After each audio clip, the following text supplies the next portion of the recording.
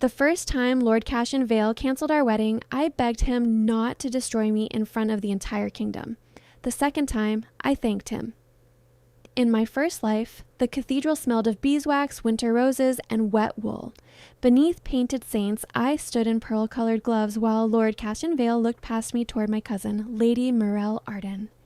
He had not even lowered his voice. "I cannot marry Alara," he told the archbishop. "My heart belongs elsewhere." The silence that followed had been so deep, I heard rain tapping the stained glass. Morel covered her mouth as if shocked, though she wore the ruby necklace Cassian had promised me. My father whispered that I must beg because he had borrowed against our lands on the strength of the marriage. I obeyed. Cassian married me after all. For 7 years, he punished me for forcing him to keep his word. Cassian chose my gowns, read my letters, dismissed my attendants, and kept every key. He called me unstable whenever I questioned Morel's visits or loans bearing my seal.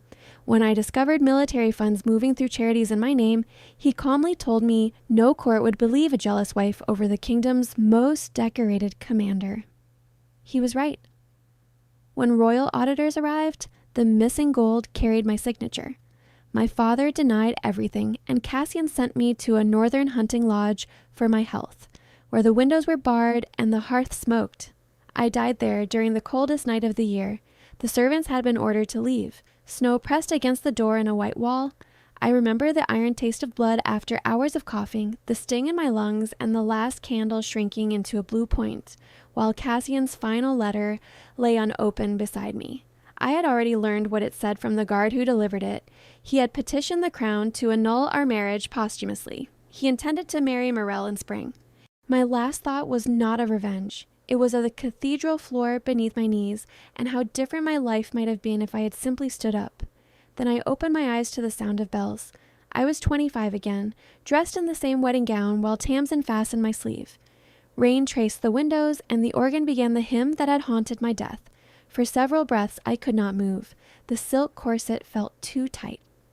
My throat closed around air that smelled of lavender starch and candle smoke. I pressed one hand to the wall, half expecting stone chilled by mountain snow, but beneath my palm was smooth plaster warmed by hundreds of bodies. "My lady," Tamsin asked, "are you unwell?" In my first life, Cassian dismissed Tamsin for warning me he had opened my letters. She later vanished on the road home. I caught both her hands. "Whatever happens in the next hour, you stay beside me until I tell you otherwise." Her brows drew together, but she nodded. "Always." The doors opened. I walked into the cathedral without feeling my feet. Memory had preserved every face. My father in blue velvet, my stepmother wearing my mother's brooch, Morel beside the aisle, and Cassian beneath the altar in his dark uniform. He was handsome, controlled, and already watching for my obedience. The emperor sat in the front royal pew. Emperor Rowan II sat in the front pew. Newly crowned after his brother's death, he was known for surviving assassins and investigating the nobles who had drained the treasury. Cassian had feared him. Cassian had feared him. That memory steadied me more than prayer. I reached the altar. The archbishop began. Cassian's jaw tightened at the same line as before. When the archbishop asked whether any lawful impediment prevented our union, Cassian stepped back. "I cannot marry Lady Alara." A ripple moved through the guests. My father's hand closed around the head of his cane. Morel lowered her lashes. Cassian looked at me, waiting for my shock, my tears, my humiliation. I felt all of it. Memory did not make the wound painless. My body remembered kneeling, even when my mind refused. My knees weakened beneath the heavy skirt. I tasted salt where I had bitten the inside of my cheek, but I did not beg. Cassian continued, his tone measured. "It would be dishonest to bind her to a man whose affection belongs to another." Morel rose, every movement practiced. "Cassian, not here." He turned toward her with a softness he had never once shown me after our vows. Several women sighed. They thought they were watching courage. They were watching two people place a blade in my hands and expect me to cut myself with it. My father leaned toward me. "Do something." I removed my gloves one finger at a time. Then I faced the archbishop. "His lordship has withdrawn his consent, so have I." Cassian's expression changed, only slightly, a narrowing of the eyes, a pause too long before his next breath. You misunderstand, he said. No. My voice shook, but it carried. For the first time, I understand perfectly. My stepmother hissed my name. My father strode forward, cane striking marble. This agreement was witnessed by the crown. House Harrow has fulfilled every condition. The emperor spoke before anyone else could. A marriage is not a military requisition. Duke Harrow. His voice was quiet, yet the cathedral shifted around it. He rose from the royal pew, tall and broad-shouldered, with rain-dark hair brushed back from a face more tired than the portraits showed. There was no crown on his head, only a narrow ring of black and silver at his collar. My father bowed so quickly he nearly dropped his cane. Your Majesty, I meant only... I know what you meant. Cassian turned toward the emperor. The fault is mine. I will compensate House Harrow for any losses. In my first life, that promise had trapped me. My father had believed compensation would never equal the political value of the marriage, so he had ordered me to plead. Now I saw the calculation in Cassian's face. He expected me to panic over my family's debts and crawl back before he was forced to name a price. I lifted my chin. House Harrow may negotiate its own losses. I release Lord Vale from every personal obligation to me. Morelle's eyes flashed, not with relief, but anger. That was when I understood she remembered too. Morelle remembered my first life too. She expected my begging, Cassian's reluctant marriage, and my eventual disgrace. By surrendering him, I had stolen the victory she came back to claim. She stepped into the aisle. Alara, grief is making you reckless. You should take time before... You may have him, I said. A few guests gasped. Morelle's face went still. Cassian's hand flexed at his side. I turned to my father. And I renounce any claim to the Vale settlement, the wedding trust, and the residence on Kingsway. You cannot, he whispered. I can renounce gifts made in contemplation of a marriage that will not occur. The emperor's gaze sharpened. She is correct. My father looked toward Cassian, silently begging him to regain control of the spectacle. Cassian studied me as if I were a map whose roads had rearranged themselves. Lady Alara, he said, perhaps we should speak privately. No. It was the smallest word I had ever used against him. It felt like lifting a gate from my chest. The archbishop cleared his throat. Then the ceremony cannot proceed. My stepmother caught my arm hard enough to bruise. You have shamed us. I pulled free. No, I was abandoned at the altar. There is a difference. I gathered my skirt and walked down the aisle. Guests watched with pity, delight, or hunger for gossip as I walked out. Tamsin followed. Cold rain blew beneath the cathedral portico. Lady Alara! The emperor had followed. Behind him, nobles craned their necks without daring to approach. Up close, Rowan's eyes were gray-green, the color of river water beneath ice. A thin scar crossed one eyebrow. You have no carriage, he said.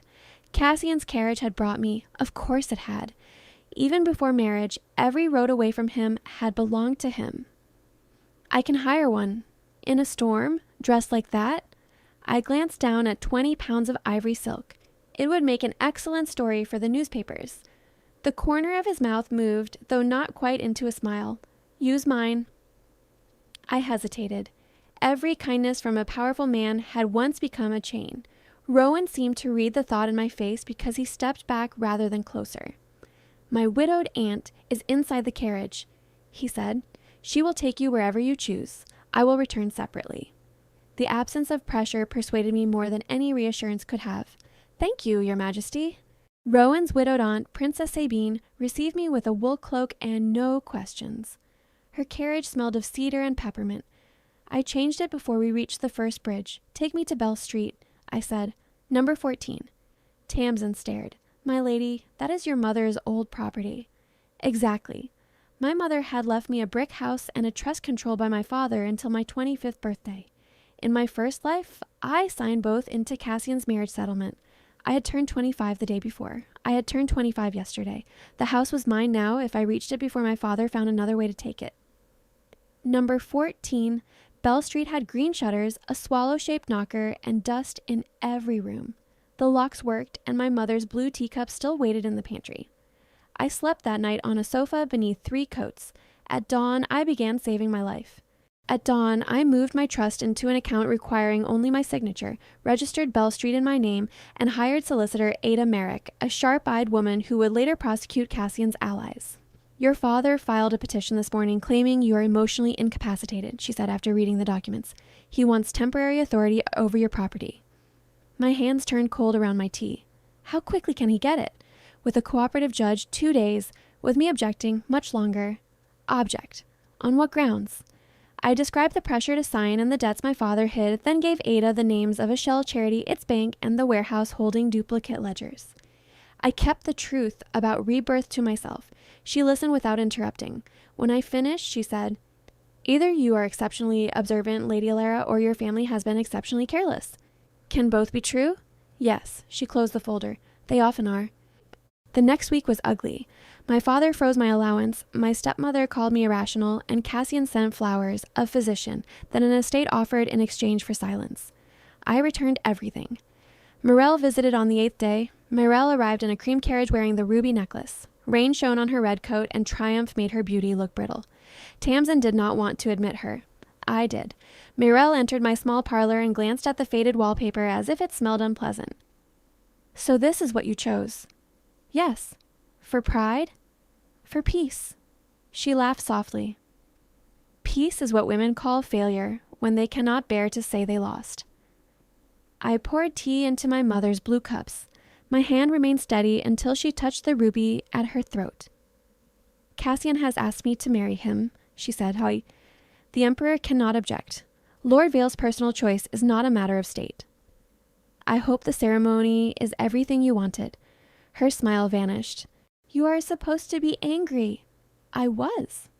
Supposed to be? The words slipped out before she could stop them. I met her eyes. In that instant, the rain against the window seemed deafening. Morel understood what she had revealed. Her fingers tightened around the ruby until the chain pressed into her skin. I set down the teapot. "How much do you remember?" She stood so quickly the cup rattled in its saucer. "I do not know what you mean." "You remember my wedding, my marriage, the winter I died." Her face lost its polish, then ambition returned and rebuilt it. "You had everything," she said. "The Vale diamonds, royal invitations, a husband who became commander. I watched people bow to you while my mother and I waited outside their doors." "I died locked in a hunting lodge." She blinked. "Cassian moved stolen military funds through accounts in my name. When auditors came, he called me unstable and sent me north. I froze while he prepared to marry you." For one breath, horror crossed her face. Then she shook her head. "No. You are lying because he chose me." "I am telling you because I know what comes after being chosen. He loved me in the first life. He visited you. He promised you things. Did he ever sacrifice anything for you?" Her lips parted. I pushed a folded paper across the table. It contained the name of the shell charity and the dates of 3 transfers I remembered. "Keep this. Check it before you sign anything." She did not touch it.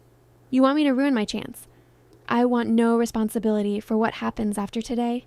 Morel leaned close, expensive violet perfume cutting through the tea steam. "You think living in this little house makes you noble? You think refusing him makes you powerful? He will marry me, and when he does, every person who laughed at my mother will bow to me." She left the paper on the table. 3 weeks later, Cassian announced their engagement at the Winter Assembly. The court celebrated the romance he had supposedly been brave enough to claim. Morel appeared in silver satin and the Vale family diamonds. Cassian gave her a palace apartment and named her patroness of the Soldiers' Widows Fund, the same fund he would use to hide the first transfers. For a while, it looked as though she had won. I rebuilt quietly. With Ada, I turned Bell Street into a records office for women needing help with trusts, dowries, and inheritance clauses. I made mistakes, lost money, and sometimes woke shaking at carriage wheels, but every morning the front door key remained mine. I was not brilliant overnight. I made mistakes. I trusted a clerk who sold a client list to my father, and I underestimated repair costs and spent 1 month eating bread and onion soup beside a leaking ceiling. Some nights, carriage wheels outside woke me shaking because they sounded like guards arriving at the lodge, but each morning the key to the front door remained beneath my own hand. Rowan came to Bell Street in early spring. He arrived without royal banners, accompanied by 1 guard who waited outside. I found the Emperor standing in my records room, examining shelves labeled dowry, land, guardianship, and debt. "Your Majesty," I said, trying not to drop an armful of ledgers. "I was told appointments were required." "They are." "Then I apologize." My secretary attempted to make one under a false name. Mr. Rowan Black. A genuine smile appeared. It lacked imagination. I set down the ledgers. What does the Emperor need from a 2-room records office? Someone has been altering pension claims for soldiers' families. Your name appeared on a memorandum sent to the Treasury. I had submitted it anonymously. Then someone failed to remove the signature page. Miss Merrick does not make that sort of mistake. So Ada had wanted him to find me. Rowan placed several documents on the table. You identified patterns my auditors missed. I recognized them. From where? The truth pressed behind my teeth. I could not tell an emperor I had already watched his kingdom nearly collapse, but I could give him enough. Lord Vale's household used similar structures in marriage negotiations. Charitable trusts, layered guarantors, accounts that appeared separate but were controlled by the same secretary. Rowan's face hardened. Do you have proof? Not yet. Will you help me find it? Powerful men had asked for my help before. They had meant obedience. What authority would I have? I asked. You would be a temporary civilian examiner attached to the Treasury Commission. You would report to Miss Merrick, not to me. You may refuse any assignment, and your property remains beyond crown claim. He had anticipated every fear I had not voiced. Why? Because competence is rare, and because Lord Vale expects women to be invisible inside documents. I looked at the papers. The salary alone would secure Bell Street for years. I want the terms in writing. They already are. That was how I began working for the Crown. Rowan did not court me, not then. He argued with my conclusions, returned reports covered in precise notes, and once made me redo 3 weeks of analysis because I had mistaken coincidence for coordination. When I snapped that emperors were accustomed to being obeyed, he replied, "Bad emperors are, useful ones are accustomed to evidence." Rowan revealed himself through small acts, remembering dead clerks, sending exhausted guards home, and never entering my office after dark without another woman present. When a locked archive triggered my panic, he sat several feet away and described the open windows and the key in my hand until the room became real again. "The hinge is rusted," he said calmly. "Someone is bringing oil. There are 6 windows, all unbarred. You have your own key." I pressed the cold brass into my palm until the room returned. Afterward, he never mentioned it. Cassian noticed my work before Morel's wedding. He came to Bell Street at dusk wearing a dark green uniform. The street lamps had just been lit and the air smelled of coal smoke and fresh bread. Tamsin moved toward the bell rope that summoned the watch. "It is all right," I told her, though it was not. Cassian removed his gloves. "You look well." "I am busy." "You always were." I underestimated how much. He walked around the room without invitation, pausing at the shelves. "You are helping the Emperor investigate military charities." "I review public records." "You are embarrassing your father." "He survives embarrassment remarkably well." Cassian's gaze settled on me. "Morel believes you are trying to interfere with our wedding. Then marry quickly. Spare her the suspense." His calm cracked for half a second. "You were not like this before." Before. Did he remember too? I searched his face but found only suspicion. Cassian did not need another life to recognize that the woman before him no longer matched the one he had selected. "I mistook endurance for duty," I said. "I corrected the error." He came closer. "The Emperor will use you and discard you.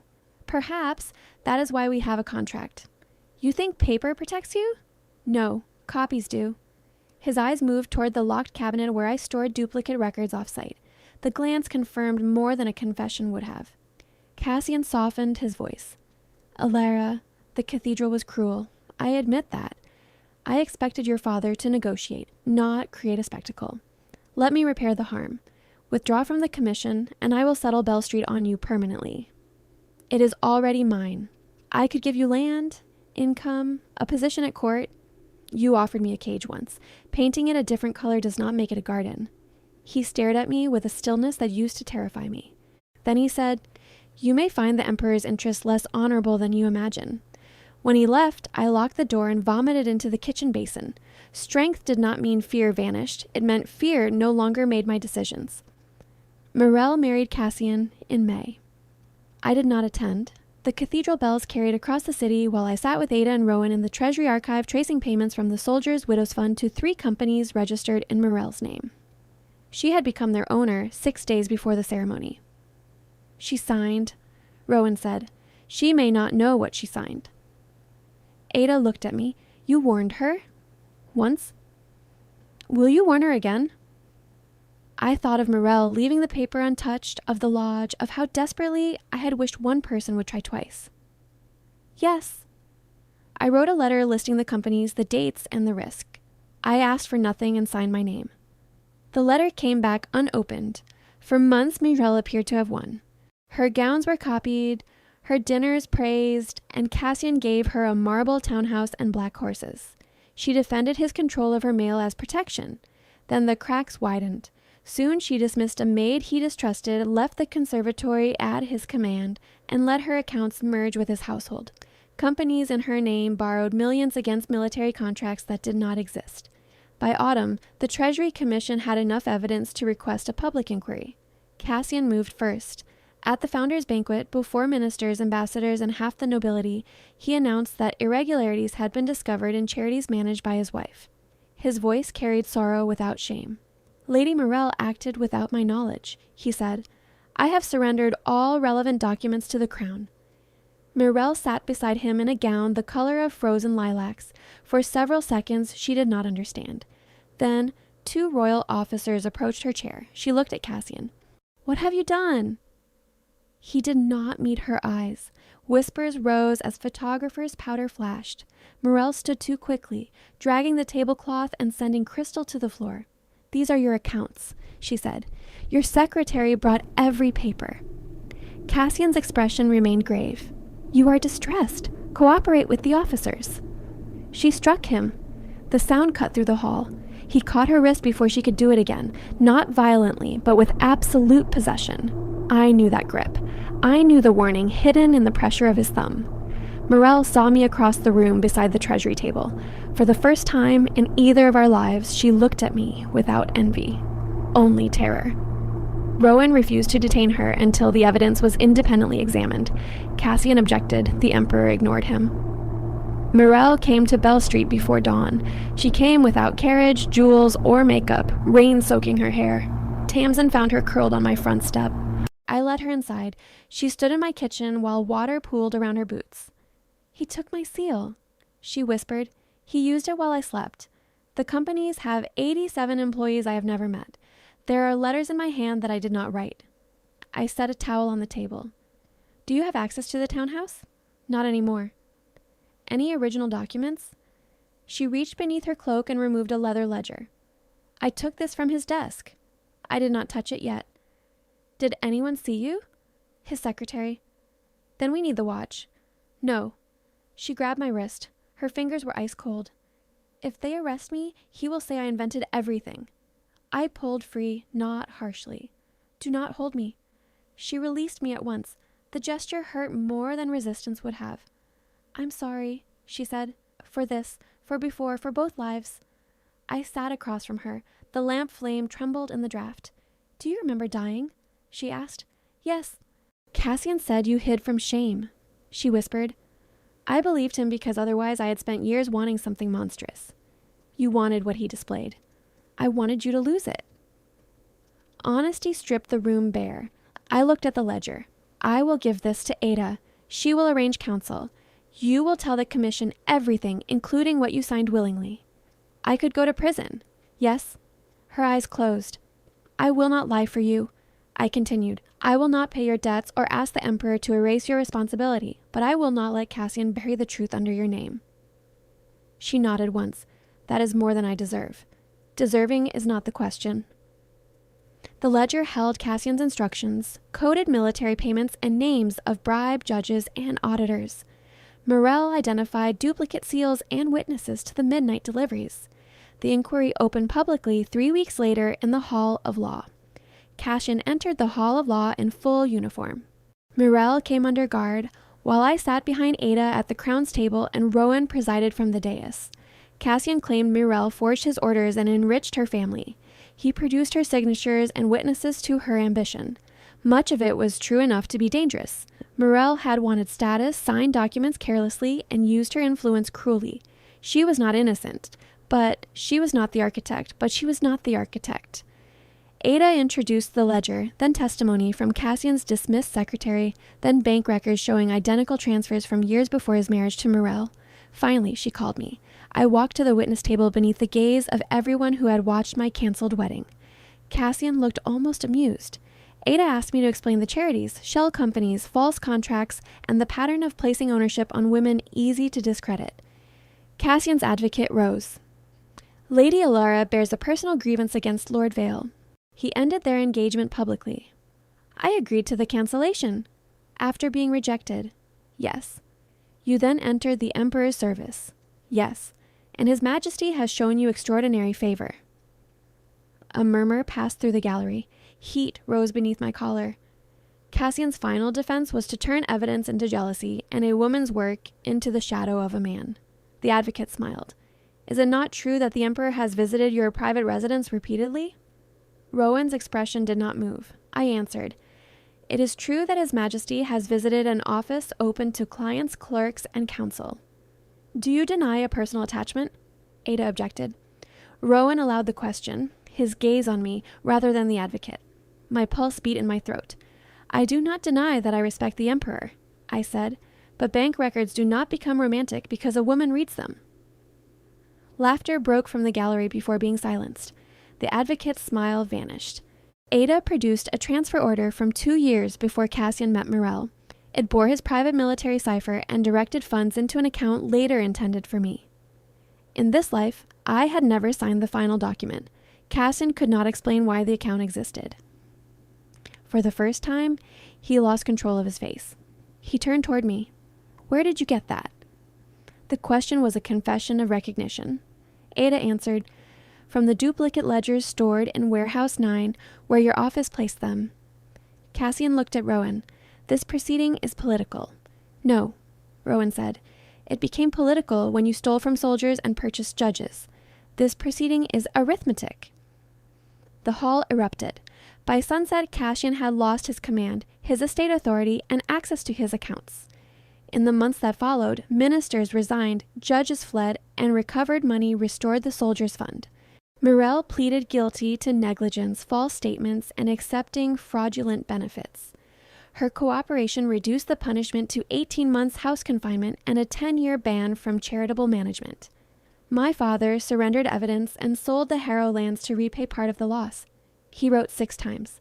I answered once, directing all contact through Ada. I told him all future contact would go through Ada. My stepmother called that cruelty. I called it a boundary. Winter returned. A year later, Rowan and I walked through the imperial glasshouse. Snow covered the gardens outside. Within, orange leaves shone beneath curved glass. He had made the Treasury Commission permanent. I served as deputy examiner, with my salary and authority published beside everyone else's. We stopped beside a fountain tiled in blue. There is a matter the council continues to raise, he said. Taxes? Marriage. I looked at him. Yours or theirs? Mine. Though several ministers appear willing to marry each other if it would settle the succession. I laughed before I could stop myself. Rowan smiled, then grew serious. I will not make a public declaration. I will not corner you with gratitude, rank, or spectacle. I am asking whether you would consider a courtship. The word sounded almost old-fashioned in his mouth. My body remembered another altar, another powerful man. For a moment, silk tightened around my ribs, though I wore wool. Rowan waited without stepping closer. What would refusal cost me? I asked. Nothing. My office? Yours by merit. Bell Street? Yours by law. My freedom to disagree with you in council? I suspect the empire would collapse without it. I searched his face for impatience and found none. I would consider it, I said, slowly. As slowly as you require. That should have been the end of the scandal. It was not. The council opposed me as a convicted duke's daughter and a woman abandoned at the altar. Newspapers called me ambitious, damaged, and calculating. In my first life, such words would have shattered me. In the second, they still hurt. I simply refused to build my home from them. Rowan courted me for 11 months. For 11 months, Rowan came to Bell Street, debated me in council, admitted mistakes, and respected every boundary. When nightmares woke me, he stayed or left according to what I asked. Morel returned to the capital after her confinement ended. She requested one meeting. Morel returned after confinement wearing gray and no perfume. A thin scar crossed her thumb from the night she fled Cassian's house. I work at my mother's school now, she said. Bookkeeping, under supervision. That sounds useful. It is boring. Useful things often are. A faint smile appeared and disappeared. I heard the emperor intends to propose. So has every newspaper vendor in the city. Will you accept? I have not decided. She looked at the shutters. When Cassian chose me, I thought your calm meant you expected a greater prize. I thought everything was a contest. So did I once. And now? Now I think a life can be good without anyone losing for me to win. Her eyes filled, but she blinked the tears away. I do not expect forgiveness. Good. She nodded. I forgave parts of her slowly, never because she demanded it. We did not become friends, but neither were we enemies. We were two women who had seen the same monster from opposite sides of a jeweled door. Rowan proposed in my kitchen. No court, no choir, no hidden audience. He placed a plain silver ring beside my mother's blue teacup and said, I would like to build a life with you, not purchase it, protect it, or command it. Build it, will you? I picked up the ring. It was warm from his hand. Yes, I said, with conditions. Of course. We keep Bell Street. Agreed. I remain at the commission. Agreed. No one reads my correspondence. I would fear for them if they tried. And if either of us wishes to leave a room, a conversation, or a ceremony, we leave. His expression softened. Agreed. Our wedding was small and bright. Tamsin stood beside me, Ada signed as my witness, and Princess Sabine wore the same peppermint perfume as on the day I escaped the cathedral. My father was not invited. Morel was. She sat near the back with her mother. When our eyes met, she inclined her head. Nothing more was needed. At the altar, the archbishop asked whether any lawful impediment prevented the union. My heart stumbled. Rowan did not reach for me. He waited. I looked toward the open chapel doors. Sunlight crossed the floor. No guards blocked the way. No debt waited beneath my signature, and no family hand pressed my back. The doors were open because I had ordered them left open.